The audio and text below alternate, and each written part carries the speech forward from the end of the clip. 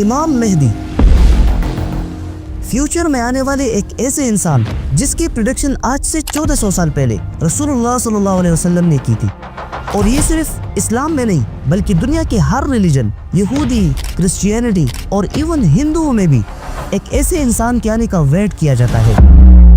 کچھ مسلم سکولرز کا کہنا ہے کہ امام مہدی کا آنا صرف ایک مت، ایک خیالی بات ہے، اور یہ یہودیوں اور کرسچنز کی ایک بہت بڑی سازش ہے جو انہوں نے مسلمانوں کے درمیان اس لیے پھیلایا تاکہ مسلمان اپنے اوپر ظلم ہوتا ہوا دیکھ کر بھی خاموش رہے اور اپنے دشمنوں کے ساتھ جہاد کرنے کے بجائے بیٹھ کر صرف امام مہدی کے آنے کا ویٹ کریں۔ لیکن اب مسئلہ یہ ہے کہ کیا امام مہدی کا آنا صرف ایک مت ہے اور یا سچ میں ایک انسان آ کر پوری دنیا کو ہلا سکتا ہے؟ جب یہودیوں کی سازش کی وجہ سے اللہ تعالیٰ نے حضرت عیسیٰ علیہ السلام کو آسمان پر اٹھایا، اس کے تقریباً 70 سال بعد پوری فلسطین میں یہودی آباد تھے، لیکن وہاں ان کی حکومت نہیں تھی۔ حکومت اس وقت کی ایک سپر پاور رومنز کے پاس تھی، اور فلسطین رومن امپائر کا ایک چھوٹا سا پروونس تھا۔ ریلیجن کے حساب سے یہودیوں اور رومنز میں بہت بڑا ڈیفرنس تھا، کیونکہ یہودی مونوتھیسٹ صرف ایک خدا کے ماننے والے تھے اور رومنز بہت سارے خداؤں کو مانتے تھے۔ اس لیے اس ڈیفرنس کی وجہ سے رومنز کبھی کبھی یہودیوں پر بہت ظلم کیا کرتے تھے اور ان سے کافی سارا ٹیکس بھی لیتے تھے۔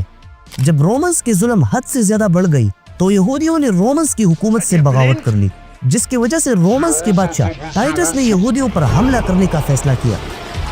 اور اپنی آرمی کو فلسطین میں انٹر کر کے وہاں کی مین سٹی جروسلم کو چاروں طرف سے گھیر لیا اور جروسلم میں آنے جانے کے سارے راستے بند کر دیے، اور اسی بند راستوں کی وجہ سے جروسلم سٹی میں کسی بھی قسم کی مدد، کھانا، پانی اور ضروریات کی چیزیں نہیں پہنچ سکتی تھی۔ رومنز کی اس سخت سیج کی وجہ سے وہاں جروسلم میں آہستہ آہستہ یہودی بھوک سے مرنے لگے، اور حالات اتنے خراب ہوئے کہ جوزفس نے اپنی کتاب میں لکھا ہے کہ ان سخت حالات کی وجہ سے ماؤں نے کھانے کے لیے اپنے ہی بچوں کے جسم کا گوشت پکایا۔ اور جب سیج ختم کر کے رومن آرمی جروسلم میں انٹر ہوئے تو سب سے پہلے انہوں نے یہودیوں کے سیکنڈ ٹیمپل کو آگ لگا دی، جس میں ہزاروں یہودی جل کر مر گئے۔ اور پھر ٹائٹس کی فوج نے جروسلم میں کسی کو بھی نہیں چھوڑا، بچے، بوڑھے، عورتیں، سب کو مارنا شروع کیا۔ اور اگین جوزفس نے لکھا ہے کہ اس دن لگ بھگ 11 لاکھ یہودیوں کو ٹائٹس کی فوج نے مارا تھا، اور جو یہودی وہاں زندہ بچ گئے انہیں جانوروں کی طرح غلام بنا دیا گیا،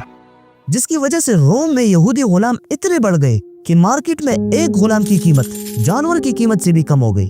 اب یہودیوں میں ان سخت حالات کی وجہ سے ایک بات بہت ہی زیادہ فیمس ہو گئی کہ ایک دن ایک آنے والا آئے گا جو یہودیوں کو اس غلامی کی زندگی سے نکال کر دوبارہ دنیا میں سپر پاور بنا دے گا۔ اور یہ بات ان کی کتاب تورات میں بھی لکھی گئی تھی، لیکن حقیقت میں وہ حضرت محمد صلی اللہ علیہ وسلم ہی تھے، جن کے آنے کے بعد سب سے پہلے انہی یہودیوں نے محمد صلی اللہ علیہ وسلم کا انکار کیا تھا۔ اور یہی سیم بات کرسچنز کی بک انجیل میں بھی لکھی گئی تھی، بلکہ انجیل میں تو محمد صلی اللہ علیہ وسلم کا نام بھی آیا تھا، جس کا ریفرنس خود اللہ تعالیٰ نے قرآن مجید میں دیا ہے۔ فیوچر میں ایک انسان کے آنے کا عقیدہ صرف یہودیوں اور کرسچن میں نہیں تھا، بلکہ یہی سیم سوچ انڈیا میں ہندوؤں کے درمیان بھی مشہور تھی، کیونکہ ہندوؤں کے مطابق ان کے بھگوان وشنو کے 10 اوتار ہے۔ اوتار کا مطلب جب دنیا میں گناہ بڑھ جائے تو بھگوان خود اور یا کسی کی شکل میں آ کر دنیا میں اس برائی کو ختم کر کے ریلیجن کو بچاتے ہیں۔ اب ہندوؤں کے مطابق وشنو کے ان 10 اوتار میں سے 9 اوتار تو زمین پر آ چکے ہیں، اور 10واں اور آخری اوتار کلکی نے ابھی آنا ہے۔ اور انٹرسٹنگ بات تو یہ ہے کہ ہندو مذہب میں کلکی اوتار کے بارے میں جتنی بھی نشانیاں بتائی گئی ہے وہ ایگزیکٹلی حضرت محمد صلی اللہ علیہ وسلم سے میچ کرتی ہے، جس کی وجہ سے کچھ سکولرز کہتے ہیں کہ ہندوؤں کا 10واں اوتار کوئی اور نہیں بلکہ حضرت محمد صلی اللہ علیہ وسلم ہے۔ لیکن خیر، اسلام سے پہلے فیوچر میں آنے والے ایک انسان کا عقیدہ ان تینوں ریلیجن میں فیمس تھا، اور جب اسلام آیا اور مسلمان حضرت محمد صلی اللہ علیہ وسلم کی میسج کو پوری دنیا میں پھیلانے لگے تو اس مقصد کے لیے مسلمانوں نے پوری دنیا کو کانکر کرنا شروع کیا، کیونکہ جب تک آپ کے پاس پاور نہیں ہوگی آپ اپنی سوچ کو دنیا میں پوری طرح کبھی بھی امپلیمنٹ نہیں کر سکتے۔ اس لیے مسلمانوں نے آہستہ آہستہ آدھی سے بھی زیادہ دنیا فتح کر لیا، اور جب عباسیوں کا دور آیا تو اس وقت مسلمان اپنی طاقت کی پیک تک پہنچ گئے تھے، جسے آج بھی دنیا میں اسلامک گولڈن ایج کے نام سے یاد کیا جاتا ہے۔